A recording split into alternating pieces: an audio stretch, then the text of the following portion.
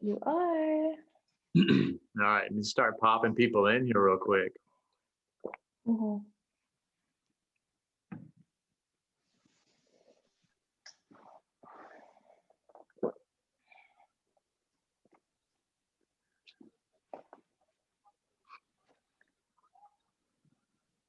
Okay. What's up? If anyone can hear me out there, Hi. what's up? Kind of let people start popping in here. Word on the street is some of the emails didn't go out, so we'll see. My text messages get blown up. I'm Jacob, just in case anyone hasn't met me yet.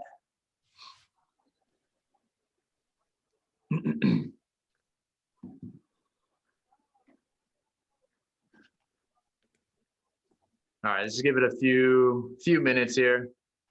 People are starting to pop in. I got a waiting list, so I got to admit everybody manually.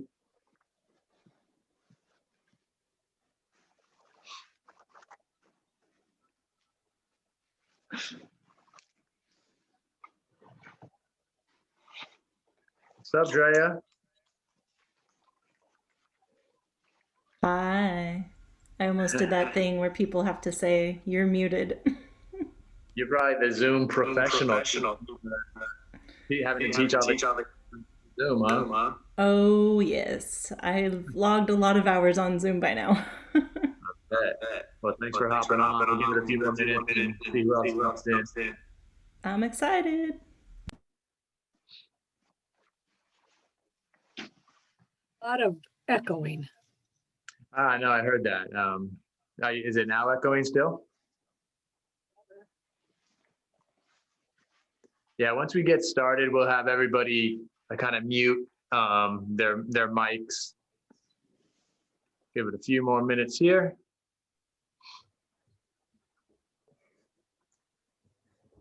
All right, we'll give it a 6:05 start time. So let's just give it a couple more minutes.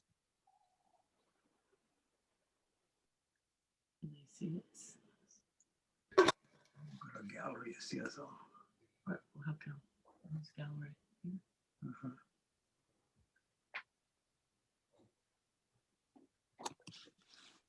Can they see us? Share, start.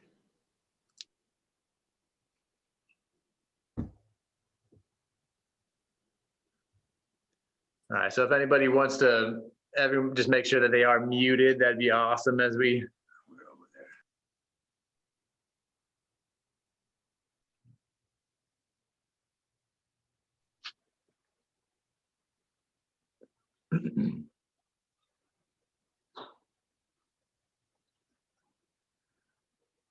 All right.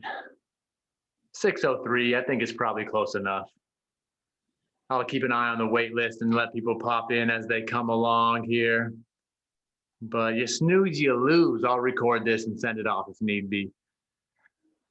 Oh, there's another one.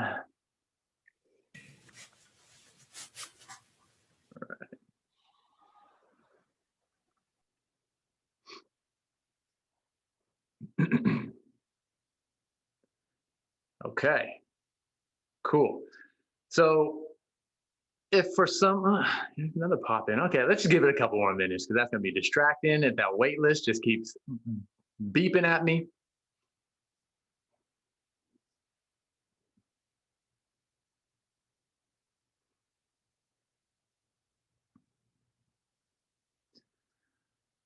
All right, shipping away. Hope you guys are all having a beautiful day. People sometimes are surprised to find out that I get super nervous doing these types of things, but here we are. I think this is part of the power of the breath, and kind of once you understand how it all kind of works, you can use it to upregulate, downregulate, and kind of control your state. So that's a lot of the stuff that we're going to go over today. So that's what has allowed me to survive 2020 and this early part of 2021 and be able to talk without a quivering voice right now. But okay, 6:04. I think we should go for it. So let me just move some of this stuff over here out of my view, because if you guys have ever been around me on my laptop, you know I got 573 tabs open. So let's slide that out of the way. All right, cool. So just a quick little intro. We'll start there. So we kind of have people joining us from all over the place, but I originally partnered up with Marcus and Aon Training out here in Pasadena to kind of bring this month-long challenge and redefining wellness. So a big part of 2020, and I think where a lot of people dropped the ball, was that they just weren't very versatile in their wellness approach, and we've kind of created this one lane path to health or fitness, whether that's just through working out. We've kind of lost sight of all the different things that go through building, a resilient health and wellness practice. And that's trying to now bring some awareness to the breath, which I think is very foundational and is why we're starting this 4-week challenge off with the breath. And then Marcus is going to take over the lead, and we're going to do some training conversations and try to get some simple workouts, bringing things back to the basics and decluttering what the fitness industry has marketed to us about, what's absolutely necessary to, move your fitness forward. And it's just gotten real complicated. So we're going to bring that back to the basics. Then week 3, we'll be diving into nutrition. And week 4, kind of bringing it all back to being conscious about our decisions and how to bring some mindfulness into this whole approach too. So I'm Jacob Saldana and co-founder of the Fit Bar Superfood Cafe. So if you'll see, I got a lot, I guess you'd call me a health, like a lifestyle entrepreneur. Most of all of our businesses are related to health and fitness. So 10 years ago, we opened up our first gym along with a couple of my brothers up in Seattle. And ever since then, it's been evolution of the health and fitness businesses for us and kind of where we've been along our journey. So gyms, and then we opened a Fit Bar Superfood Cafe, kind of touching on the nutrition portion of things. And most recently, Space Bar Wellness, which is where I'm coming to you from today here in Pasadena. Which is a little bit more of kind of creating space to breathe, adapt, and recover. So we do some guided breath work here and try to bring some awareness to it and educate people on how a breath practice can be very influential to not only improving their fitness, but overall mindfulness. And it's just it's been a real missing link for a lot of people on their fitness journey. So we're going to talk a lot about that.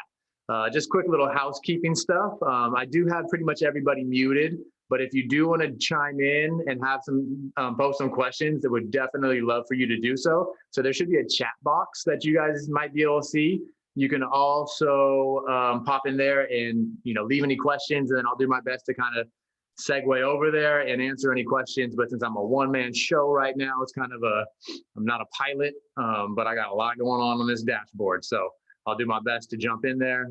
Give me a thumbs down if for some reason I lose audio. Wave your hands. Do whatever you got to do to get my attention, and I'll do my best to fix whatever issues we got going on. So here we go. Intro to breath. Let's get started. So you guys should be able to see my screen, right? No thumbs up? Kind of the presentation page? Okay, cool. All right, so let's get through it. So first off, if you guys don't recognize this guy, this is Viktor Frankl. So he has a very, very popular quote that really resonates with me, and is also kind of the foundation of what the Space Bar was built upon, at least the name of the Space Bar. So Viktor Frankl, he's kind of known for this quote: "Between stimulus and response, there is a space, and in that space is our power to choose our response. In our response lies our growth and our freedom." So basically, as humans, like, we have this unique ability to kind of slow things down and create this little window between stimulus and response. And I'm not an animal and I don't study animals, but I think that's pretty unique to us as humans. We're very similar to animals in so many different ways, as far as the way that our brain operates and ultimately reacts to stress. So if we don't start tapping into this inherent unique ability for us to slow things down, we're no better than, you know, a gazelle being chased by a lion. You know what I mean? We're just on, off, but we don't have that ability. We can really lose ourselves. So the big part of this conversation is trying to identify our areas of opportunity to tap into that space. And once we can, then we can kind of navigate our next move a little bit better.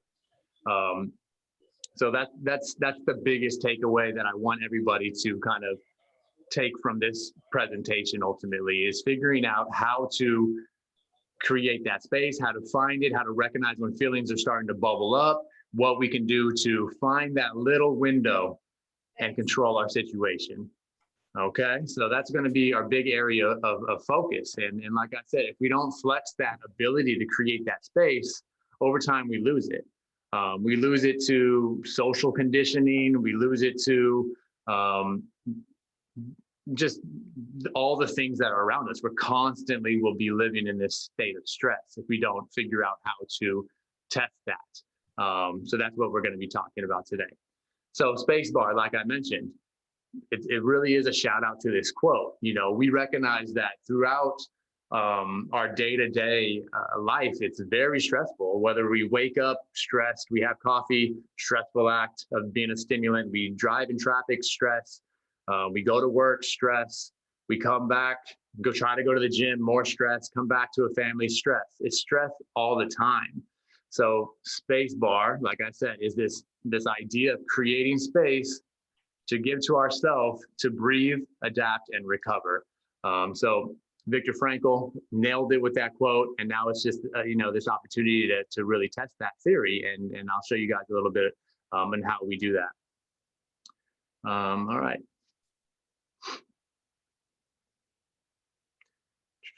So next slide.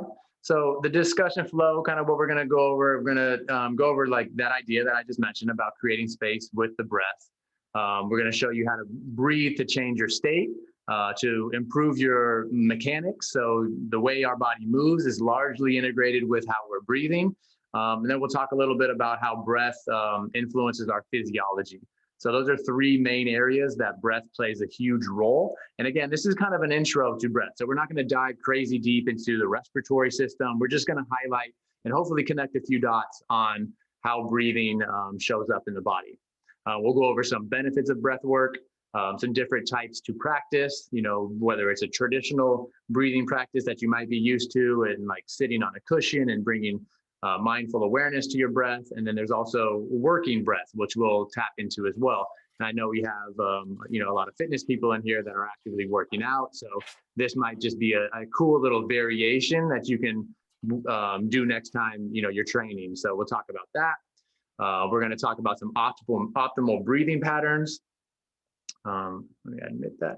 And then we will go over some different ways to down regulate and get our bodies into a parasympathetic state, which allows us to recover and relax a little bit more. All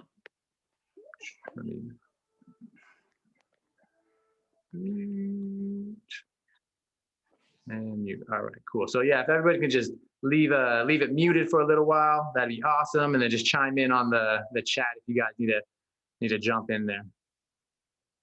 All right, and then like I said, at the end of this, we're going to kind of go into a 7-day breathwork challenge, and that's when we're really going to learn to implement this and kind of see what it can look like in your real day-to-day practice. All right, so like I said, how do we create space? So that space lies within breath. So breath is like the access point into create it. I mean, and I'll always be, I mean, if I had a little counter of how many times I'm going to say breath, it's going to be a lot. So it's very important. And that's what this whole conversation is going to be about. So, so when we evolved into humans, we evolved with this constant feedback loop from our brain into our respiratory system. So these two systems communicate constantly.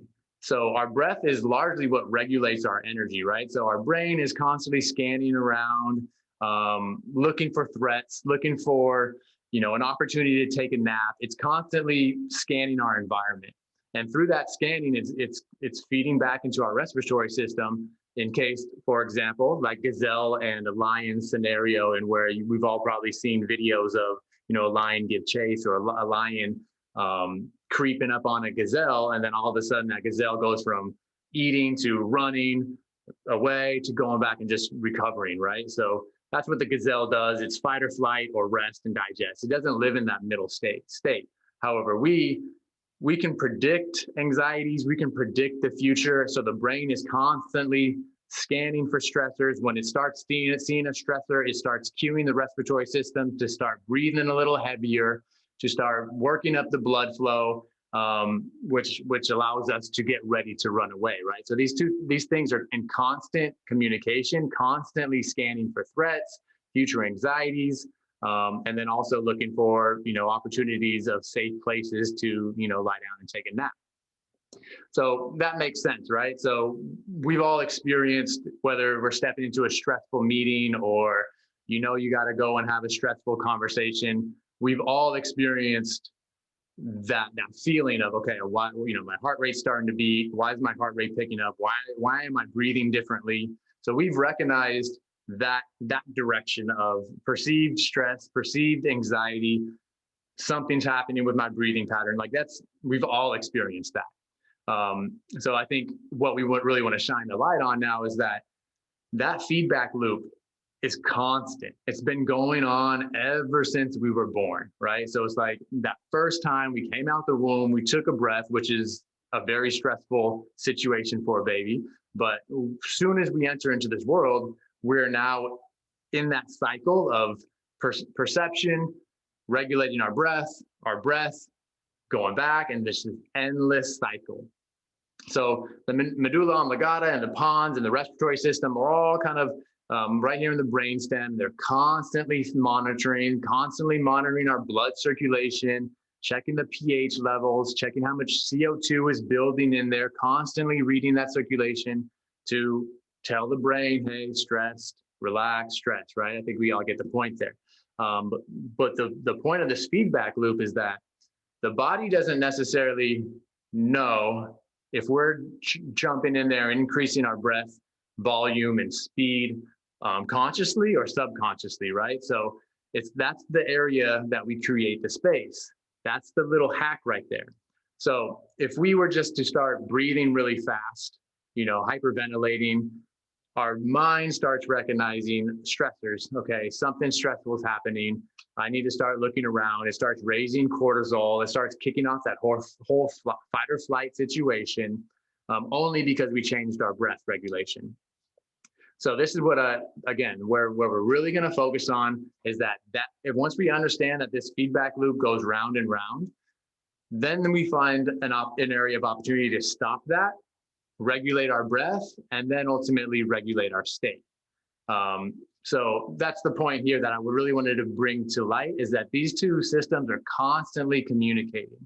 And once we can bring some conscious awareness to it, we can start controlling our muscles that control our respiratory system. We can start slowing down our breath, and whatever perceived stress, whether real or not, most of the time not, we can override that and calm ourselves down. And therefore preventing ourselves from a lot of unnecessary energy expenditure on things that never really existed. So knowing that, like, we're the only animals that have this this ability, you know, it's like, why? You know, why did we evolve with this ability to do this?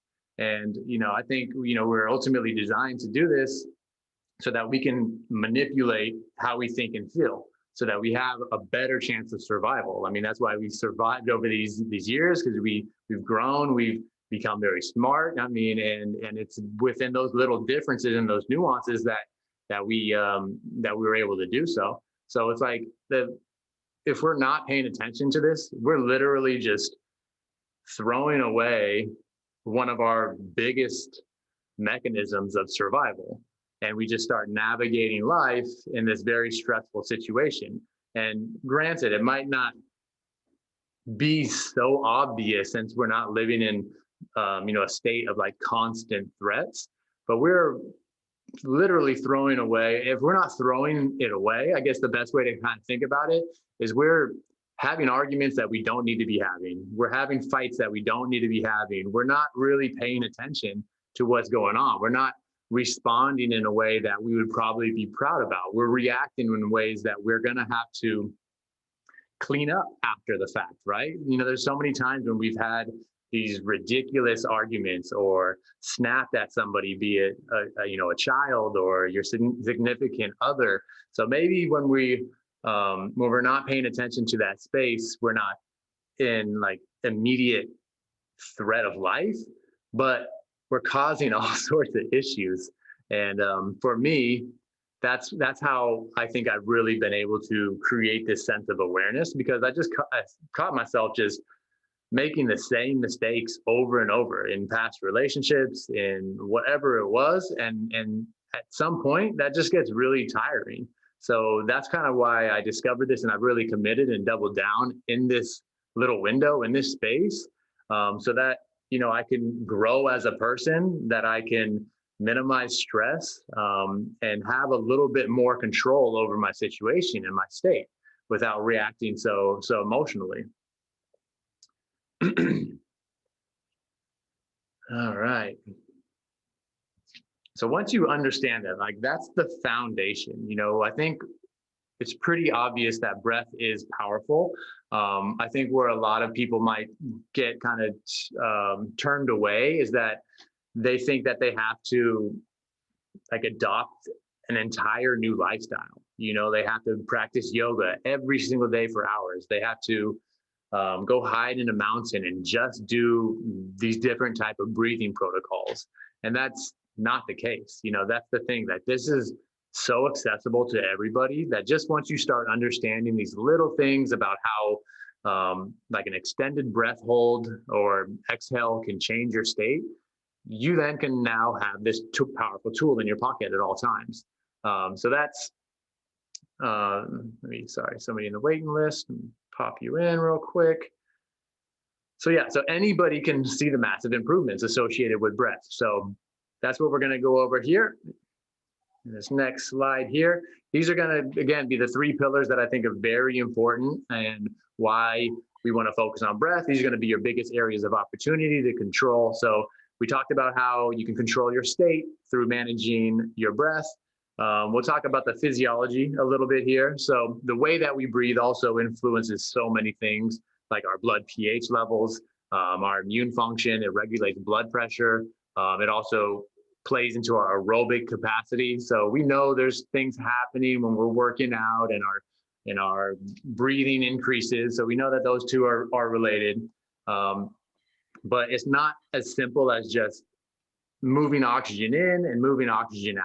There's a lot of things at play, and they greatly influence our health. And there's a ton of studies that should support this. There's actually a foundation. Let me see if I remember what it was here. The Health and Human Performance Foundation. They do a lot of studies on breath control and breath work. So let me know if you want to link to any of their studies, but they do a lot, and it's dedicated specifically to breathing. And it's really, really impactful stuff. So a lot of the science is now coming to support a lot of the things that we're talking about too. So breathing mechanics, this is the area that, you know, when we're talking about, you know, changing our state, or we're talking about influencing our blood pH, our physiology, that stuff's a little bit out of control, or our control, or at least our area of opportunity to control it lies within breathing mechanics. So the breathing mechanics can be improved over time, and the more efficient breathing patterns can better stabilize your spine and stimulate better organ function. So a lot of the low back pain that we associate with whether we're sitting down or our workouts or whatever it is, stems from poor breathing mechanics and not being able to move air all the way down 360 into your core and packing it and bracing it. I think we've all, you know, during our workouts, we've been cued to kind of, you know, brace and squeeze our core. But you can't really do that unless you're breathing properly. So the mechanics of the breath is something that we'll go over in the next couple slides, and we'll just go over some very basic breathing stuff that might be a little different than what you're used to or what you've been told in the past. And, hopefully I'll explain it in a way that makes sense. So let's head on over there. So a couple of the benefits that we've gone over and why it's important to focus on the breath is going to be increasing your resiliency. So when we're talking about resiliency, we're talking about like a little bit more emotionally resilient. So how much stress can you tolerate? So like we hear about avoiding stress very often, but unfortunately, and I think what we recognize real quickly is that there's no avoiding of stress. There's no running away from it. Even if you try to live the most comfortable life, like stress is going to find you. It might be something a little softer than what other people deal with, but the body is still going to perceive stress and it's going to find stress. So it's not really about removing stress. It's about becoming a little bit more resilient to it when it comes up. And then I think the other area is just in regards to resiliency is how quickly you can bounce back from stress or bounce back from a heated argument.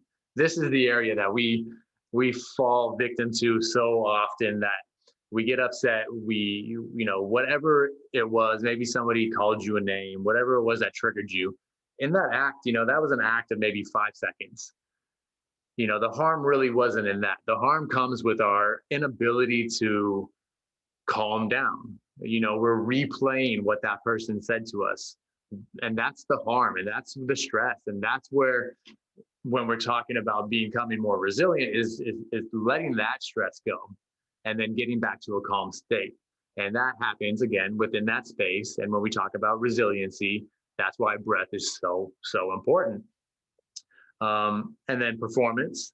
We won't dive too far into this. It's a whole nother conversation about how we can breathe to increase performance. But I will talk briefly about, by just doing breath holds, the amount of studies that show how you can increase your VO2 tolerance, increase your cardiovascular health, just by learning how to do these very simple breathing mechanics. It would probably save you a lot of cardio time for anybody out there that does not like to do cardio. There's a lot of just different breathing protocols you can do. So definitely can let you in on those little secrets too. And then anxiety is a major one. So a few slides down, we're going to kind of mimic what it looks like to do a down regulation breathing protocol. But anxiety, those feelings that just start bubbling up of feeling out of control, can be greatly decreased, if not diminished, by doing some breathing and focused breathing and long exhales. And then there's different breathing protocols to increase focus. So there's things you can do to spike up, your adrenaline a little bit. And when those times you need to get, rise to the occasion because you're going to have a meeting with somebody, that there's a lot of pressure on the line, and you're feeling a little sluggish, you can do a breathing protocol to get you a little bit more focused and a little bit more clarity. And then again, one of the most important things and why breath should be a tool in your toolkit is because it's a tool that you will always have with you. It's always available. And this is why when we talk about lowest hanging fruits, like in the health and wellness space, this is one that is just, it's hanging right here on this tree. It's right in front of you. It's always available, and probably can have the biggest impact in your health and wellness game if you haven't brought some focus to it. So it's always with you, and that means you can always tap into it when we're thinking about it. But there's a lot of opportunity to move your health forward with breathing. All right, so quick question for anybody here. This, I guess, can be rhetorical since there's a good group in here. I won't be able to see all you guys. But do you ever experience snoring, dry mouth, bad breath, hoarseness, waking up tired, irritable, brain fog, dark circles under the eyes? And if you suffer from allergies, I guarantee you, most of us have some of those ailments.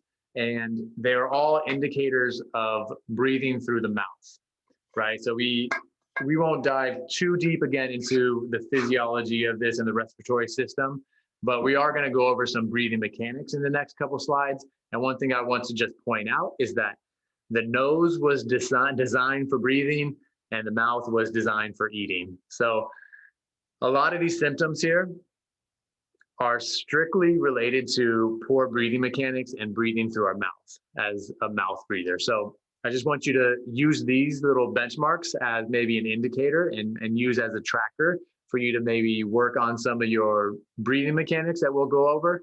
And over time, if you are working up on those, some of these things might go away. So let's talk a little bit more about that. So to breathe better, just a couple things to focus on here. We want to do more nasal breathing. We want to do more horizontal breathing into the core in like a 360-degree fashion. We want to do less mouth breathing and less vertical breathing, right? So, you know, how often have we been cued, you know, whether it's at the gym or whatever, just, you know, just being told to breathe, you know, and again, we're walking around, we're alive.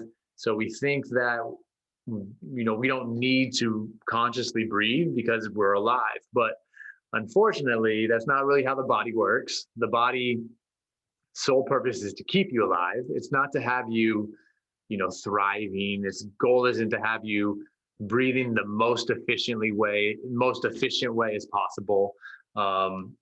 It's just gonna take shortcuts in order to get the job done, right? So it might, and that's why we end up defaulting to mouth breathing and some of these things, because we're just not consciously thinking about it. But just a couple of things to kind of go into the difference between nose breathing and mouth breathing. Here's a couple, again, things that contribute to bad breath, throat and ear infections, decreased lung function, high blood pressure, poor sleep, increased anxiety. In kids, poor growth, lack of sleep, lack of concentration, physical abnormalities. And we might think that there's no way that those things exist solely from mouth breathing, but there are a ton of studies that actually do support this. And they actually have pictures of children who grew up mouth breathing versus kids who didn't grow, in the way that they look as adults is significant. So, you know, if you tend to breathe through your nose and you did as a child, you'll have a wider jaw, you'll have better bone structure, your teeth will all fit in your mouth. Some pretty major signs actually that we can, you know, reference. And, you know, in reference to, say, high blood pressure or increased anxiety, this should make a little bit more sense. And when we bring it back to that feedback loop of stressful environment, external stressor, increased respiratory rates and breath volume feeds back into it. So this is how impactful, you know, we've been highlighting the positive side of, okay, nasal breathing, conscious breathing, let's create space to calm down because we can hack that. What happens if we're not doing that and we're just, say we're mouth breathing, it should make sense why people have increased anxiety or why they have high blood pressure, because they're breathing through their mouth. So therefore they're breathing a lot. They're exhaling more CO2 than they need to. They're just throwing their entire system off and they're breathing, you know, so we can just do a quick little sample, I guess. If we're breathing through our mouth, like most likely you're gonna breathe kind of into your chest and into your shoulders. And these are stressful breathing patterns. So the point is, when we're breathing through our mouth, that's a cue to our brain that, hey, something stressful is happening. Increased anxiety a little bit, increased cortisol, increased blood pressure. And then over time, that just becomes your new norm. And that's how it really affects health. It's not in the 1 or 2 breaths through your mouth. It's through constant breathing, chronic mouth breathing, that these issues occur. So hopefully this isn't some scare tactic. I mean, these are facts, right? So it's like, I just hope that makes a little more sense, that over time, year after year of mouth breathing, how these things can develop. And then in regards to nasal breathing, so our nose is actually designed to be the primary mover. There's a lot of things that go on in the nose that get the air ready for our lungs. So we have little terpenes in there that spin the air up, it warms it up. We have nasal hairs that kind of help clean the air, mucus as well. So we have this like built-in filter within the nose. So when we're talking about, wearing all these masks and trying to prevent viruses from kind of getting into our system and all sorts of different pathogens, the nose is built to kind of filter a lot of that stuff out. Granted, it's not going to necessarily help you in this COVID situation, but generally speaking, it's a great way to weed out a lot of pathogens and a lot of things that we don't want to just breathe in, right? The mouth has no filter. You're just sucking all that air in. So nose is designed to breathe. There's a pool of nitric oxide back here as well. So like when we're breathing into the nose, we're pulling in nitric oxide into the blood. Nitric oxide helps open up blood vessels and increases blood flow throughout the tissue. So that's a major one for performance and major one for circulation. And yeah, just increased energy and improved posture again, because when we're breathing into our nose, nice and calmly, there's a better chance that we're able to access our diaphragm and breathe air laterally and all into our core and expand the ribs. So all areas of nasal breathing that are super impactful. And the only reason we're not doing it is because we moved away from it. We didn't think it really mattered. So we just like, all right, breathe however you want to breathe, body. We'll be fine. But it's a good habit, potentially one of the major markers that you can do when you've tried everything. You're working out 5 days a week, 6 days a week, you're dieting, you're doing everything. You're doing all of these very hard things when all you got to do is really focus on the nasal breathing. Again, let's start on the foundations, the lowest hanging fruit, and see what that can do, right? All right, so get a little bit into the mechanics here. So not all breathing is equal. We want to, if we understand and everything makes sense about this feedback loop, we want to try to put ourselves in the best situation to not unnecessarily cause stress just from something like breathing, right? So breathing 360 degrees is the most efficient way to breathe. So I don't want the word efficiency to kind of throw you off, because efficiency could be, okay, what's the least resistant pathway to move air? And that's largely the mouth. And that's kind of why we defaulted to it. But efficient from the standpoint of the goal of breathing isn't, again, just to move air in and out. It's to oxygenate the tissue and oxygenate the system, right? So in order to do that, the most efficient way is to, why not bring in some of the, the nitric oxide, open up blood vessels. There's going to be more efficient delivery at that point, right? So we want to breathe 360, right? So it's not the easiest thing for us to do right now, but over time, once we start doing it, you're going to set yourself up for way more oxygen uptake into the system. So breathing 360 degrees and expanding the lungs is how we really want to try to start breathing. So let's just, while most people have their cameras off, but I'll trust that you guys do this. We've been kind of at it for 30 minutes and I need a sip of water. So we're going to do a quick little water break, and then I'm going to do a little breathing exercise with you guys. So I want you guys all to test this out, right? So in order to best cue this, what I'm going to recommend is taking your hands and putting them right on your ribs. So let's see if I can stand back, get on my tippy toes. But right on the bottom of your ribs there, just set them there. If you have trouble reaching your ribs because you have like poor shoulder mobility, just like put them flat on the front. So what you want to do then is just focus on expanding your ribs outwards and increasing air and space in between your ribs. So just a nasal breath in, and try to focus on expanding your ribs out, and then exhale out through the nose.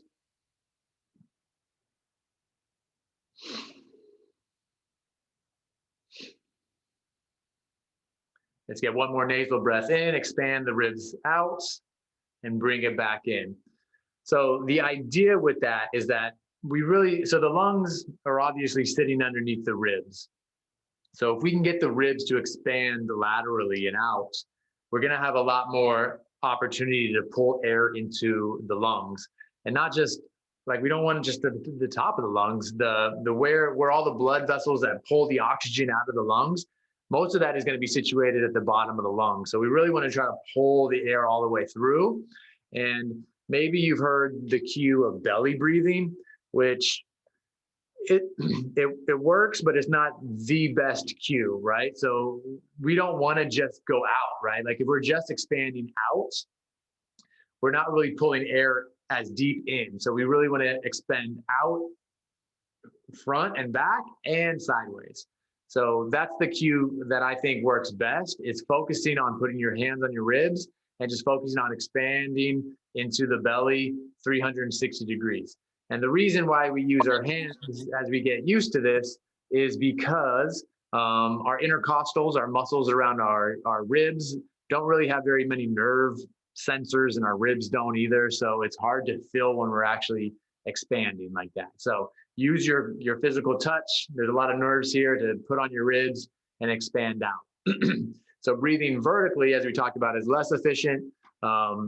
Again, it just relies on muscles that weren't really built to breathe. So we can expand the lungs this way, but in order to do so, we have to, shrug up, and we have to bring tension into our neck and our lats. So if you always kind of have sore neck, that might be an indicator that you're kind of stressful breathing. And again, that breathing up into the chest and into the chest is a stressful breathing pattern. And again, is going to feed negatively into that feedback loop of, increased stress that sure as hell is not necessary. All right.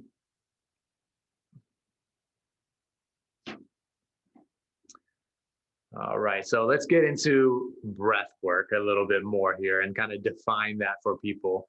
And I think this is kind of what we've all envisioned on what a breath work practice is.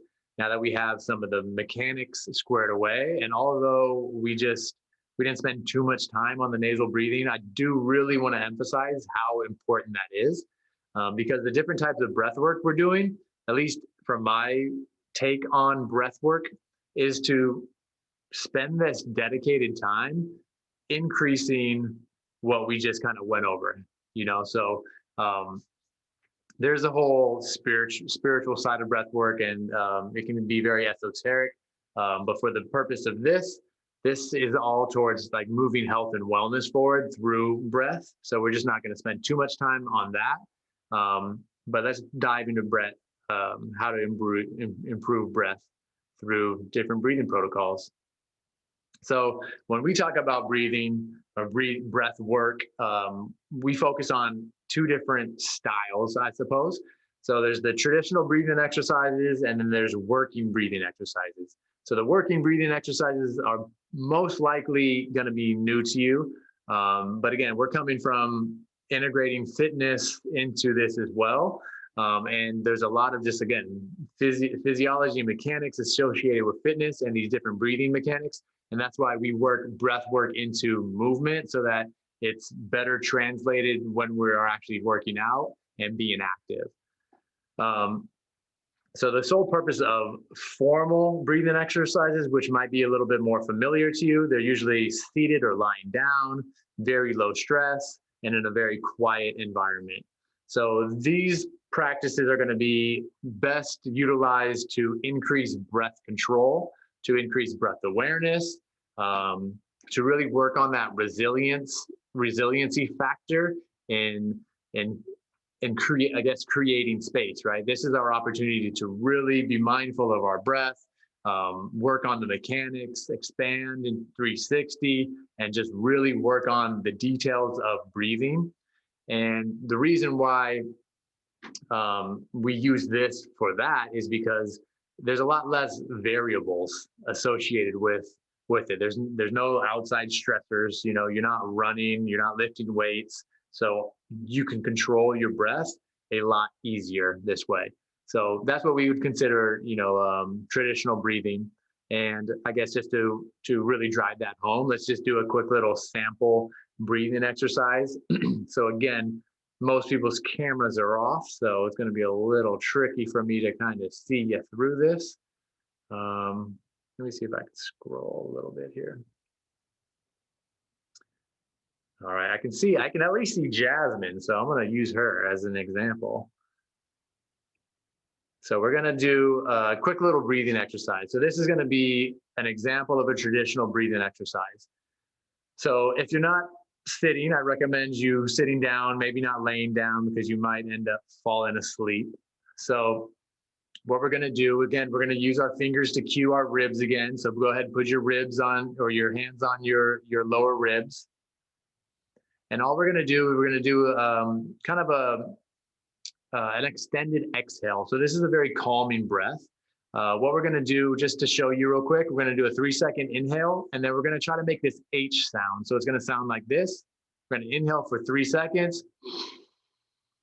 Then on the exhale, we're gonna make an H sound, kind of like we're fogging up a window. So go ahead and give that a shot. We're gonna inhale.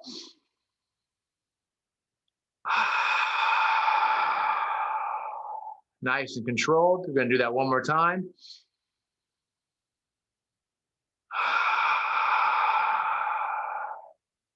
All right, cool. So now what we're gonna do, we're gonna do that same H sound, that same fogging up the window, but we're gonna do it with our mouth shut, and we're gonna do it through the nose.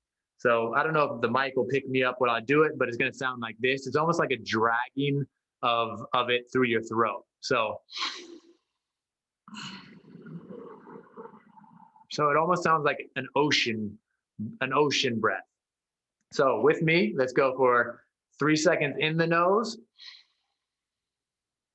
An extended H sound out the nose for 6, 5, 4, 3, 2, 1. In the nose for 3, 2, 1. And then out the nose for 6, 5, 4, 3, 2, 1. So that's an example of a traditional breathing pattern. So again, at rest allows you to focus on the breath, count the breath, bring mindful awareness to the breath, and really just hone in the skills on how to breathe better. So there's a lot of different, again, protocols that we use. There's different ladders, there's different breath holds. There's all sorts of different ones that we do.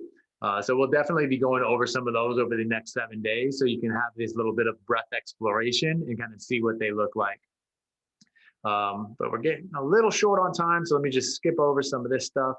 And we're going to talk real quick about the working breathing exercises. So again, this is bringing movement into a breathwork practice.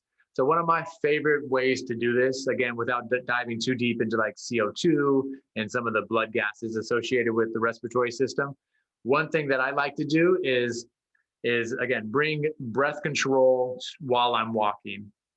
So it's kind of easy to do a balanced breath of 3 seconds in and 3 seconds out at rest, but it's a lot harder to do that while you're walking around.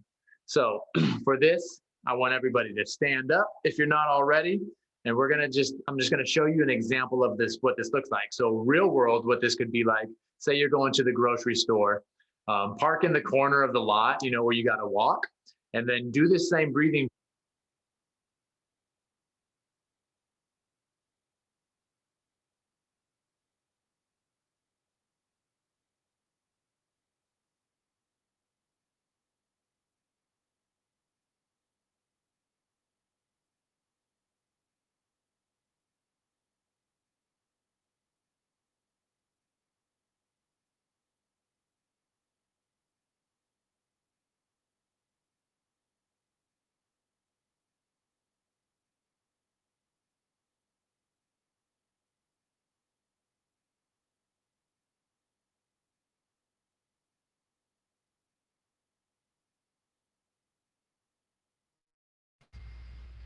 Okay. Should be back now. Okay, cool.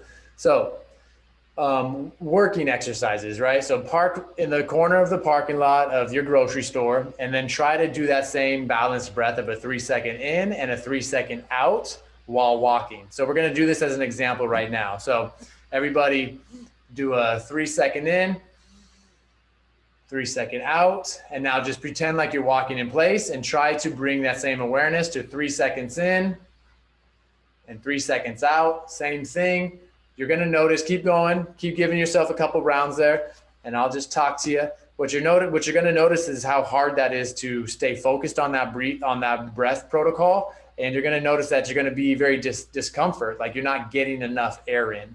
Okay, so that's good enough there. That's just a little sample of what it's like to bring the working side of things in. And then what we're going to do next, I'm going to leave some time for some questions. So I was going to kind of put you through an intense breathing and exercise thing just kind of in place, but we will do that later in the week.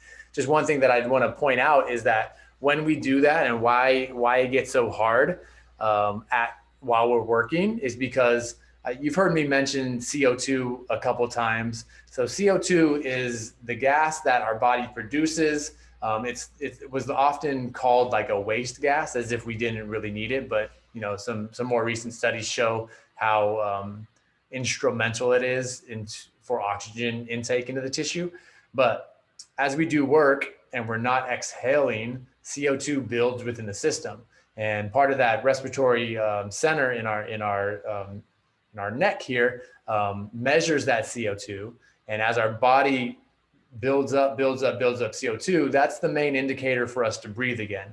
So again, imagine us, kind of jogging away from a lion. CO2 is building. So again, that's feeding into that feedback loop. Hey, elevated CO2, something's going on here, brain. Get the hell out of this situation. So again, CO2 triggers us to breathe, triggers us to move, triggers us to run, but we can actually increase our CO2 tolerance through some of these different breathing protocols. But that's why it's so hard to control our breath as CO2 rises. So as we're doing exercises, as we're walking to the grocery store and we're trying to control our breath, it's very difficult because of the CO2 rising. And then this down regulation breathing protocol is something, again, that we'll be highlighting throughout the week. This is how we then manipulate this rising CO2, and we can kind of clear it out of our system. We can go into this down regulation breathing protocol to really lower our heart rate.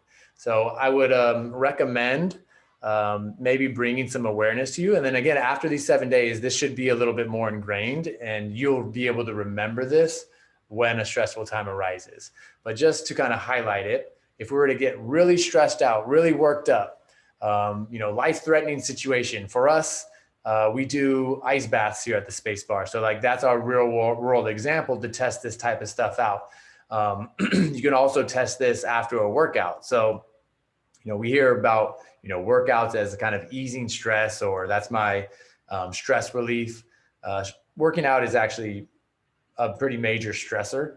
So this is a really great way to put this into the end of your workout in order to get your body out of a stressful state of the workout and then into recovery mode so that your body can start building muscle or burning the body fat that you just, work so hard to accomplish.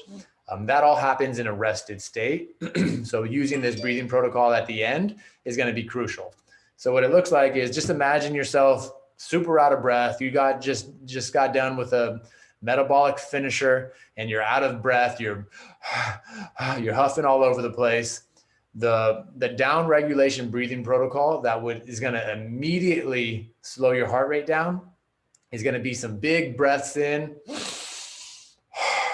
big breaths out, again, clearing the CO2, getting that out of your system.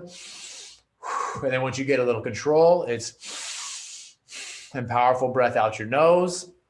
And once you get a little bit more control, breath in the nose, nice and long nasal exhale out. And if you were to do that at the end of your workout, when your heart rate is increased and you were to do it and had your measure your heart rate, you're going to immediately notice things slow down. You're going to get in this relaxed state. And I would love to see that be like the standard at every single gym, to do that so that, you can actually start really chipping away at your goals and the work that you just did, rather than taking a stressful body, straight from a stressful workout into a car and now have to deal with stressful traffic. You see how you're never in that real rested parasympathetic state. So I knew we're going to struggle, or I was going to struggle to get through all the information. That's why, we're going to segue this into 7 days of a breath practice so that we can dive into a lot of this stuff at greater detail and really drive home these breathing mechanics that are so important. And then we can talk a little bit more about the sympathetic state, which is the fight or flight stressful situation, and the parasympathetic state, and how breath is literally your little dial, your little dimmer switch to kind of move in between those when you want to. So just the main takeaways here is going to be, focus on connecting to your breath. It's constantly in communication with your brain, constantly in that feedback loop. And when you can tap into the breath, you then give your chance an ability to change your state. Again, upregulate if you want to get more fired up, downregulate if you want to calm down a little bit. And then breathe better through better breathing mechanics. Focus on breathing through your nose, less through your mouth. Another just indicator, like I've been talking for an hour straight, which my mouth has been open this entire time. So as far as like dry mouth is super dry. I'm probably going to be really tired when I get home, because that's how powerful the CO2 getting dumped constantly is. So if you're a teacher or you do presentations and you're wondering why you're so tired at the end of the day, it's because of the constant talking. And that really does wear on you. So nasal breathing, when you're walking around, when you're not talking and when you're not eating, if you're nasal breathing, you're taking huge strides to improving your health. And then focus on belly breathing down deep into the core, 360 degrees with the diaphragm. That's very easy way to stimulate the parasympathetic state and calm you down. And then, start practicing. These are the tools that are very, very powerful, but just like anything else, it doesn't really matter what we know if we can't apply it. And there's been years of us not focusing on this at all. And again, why we breathe the way that we do, through our mouths and poorly. And we haven't thought about it for so long. So it's not as simple as, okay, maybe some of this stuff made sense to you, and now tomorrow, whole new breath practice starts. It's not as easy as that. And that's why, we are going to be doing the 7-day challenge, basically, to try to increase accountability and start this practice off. And the thing about this challenge is that when we move on to the fitness stuff, we're still going to be talking about this, right? So it's like not just 7 days and then there's the new habit. We want to try to, have this compounding interest over the path of these next 3 weeks or 4 weeks, so that, it really does stick at the end of it. But everybody does have access to this. So if you already are part of the Barcode Coaching app, awesome. All you got to do is go to your settings on the far right, and then go to invite ID and put in Feb Wellness. That's on the screen there. And that'll take you into the group. And then tomorrow will be kind of the day one. So we're going to, Marcus and myself will be in there with kind of daily trackers and daily habits. So like tomorrow, for example, your challenge is going to be to take what we call a CO2 tolerance test. So I'm going to be putting a video out there for you to walk you exactly through how to measure this, because there's a science to this, and this is very similar to working out and getting stronger, is that, once we have like our baseline measurements, and what we'll be measuring tomorrow will be CO2 tolerance. I mentioned that several times, but CO2 tolerance, we can measure our current state. And if we're doing these different breathing mechanics, and we're doing these different breathing protocols, and we're training this through breath work, we'll actually notice a measurable difference in our CO2 tolerance. So I'm going to walk you through a video on how to do all that. And so let me do that for you here, Rhonda. So it's going to be Feb Wellness. And then if you're part of the Facebook group, I did put a video there kind of walking you through exactly how to do that. We are going to be segueing, we'll still have the Facebook group, but most of the conversations will be segueing into the app just because it's going to be a little easier to hold everybody accountable, to message through the community forum there, and to put out the content that's going to be relevant to making some of these changes. So if there's any, would love to answer any questions if anybody has any. I know I kind of flew through a lot of that as I kind of set myself up for failure with more slides than I had time. But if anybody wants to unmute and has any questions or wants to raise their hand, there we go. Drea, let me hit you with that. See if I can, like I said, you're the pro. Oh, thank you. There you go. Okay. So what would you recommend for someone like me? I have a breathwork practice where I intentionally practice breathwork and I breathe well when I'm exercising, but I notice like when I'm doing email or any kind of work where I'm sitting down, I'm holding my breath like that whole time.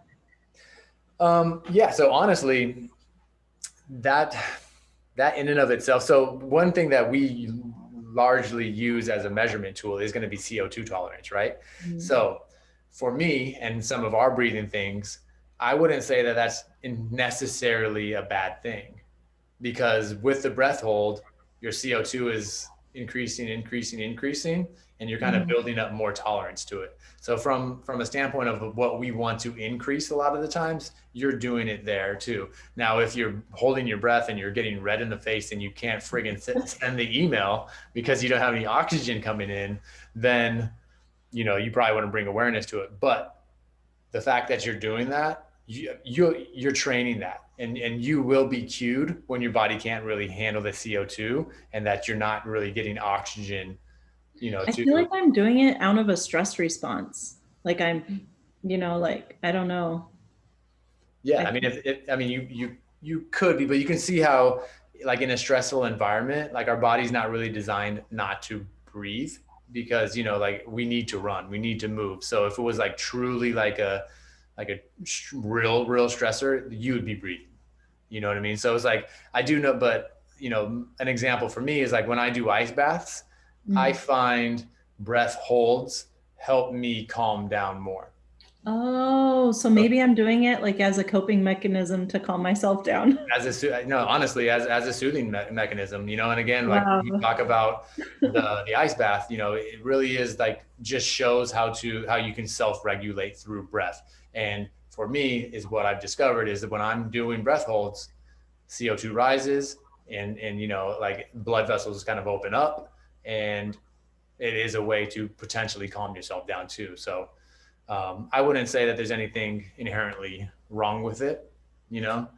I'd much rather have that than you sitting at the computer just. Anybody, any other questions? Kelly, you do the same when you're answering emails and stuff?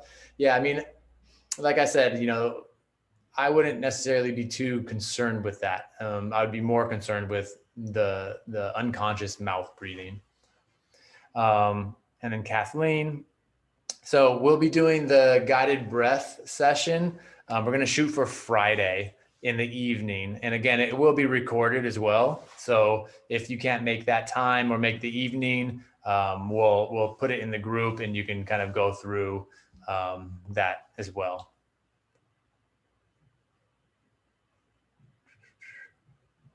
You got it. Any other questions? Has anybody had a chance to kind of look at the app or figure out how to navigate into it and had any issues?